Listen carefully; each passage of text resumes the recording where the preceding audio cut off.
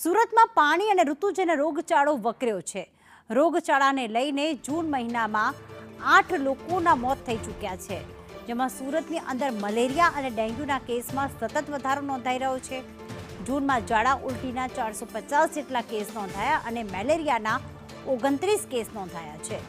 Malaria અને ડેન્ગ્યુના કેસમાં સતત વધારો, સુરતમાં પાણીજન્ય અને ઋતુજન્ય રોગચાળો વધી રહ્યો છે। જૂન મહિનાની અંદર 8 લોકોના મોત થયા છે।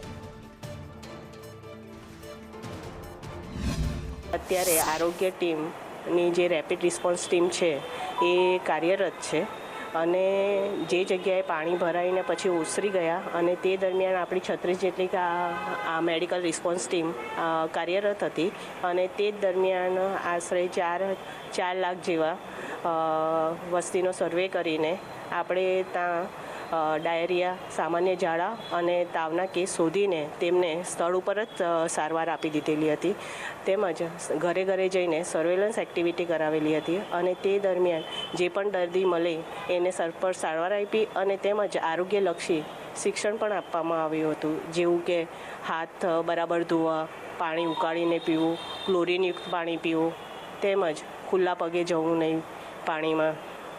આ બધું આપના માધ્યમ દ્વારા શહેરીજનોને અપીલ કરવામાં આવે।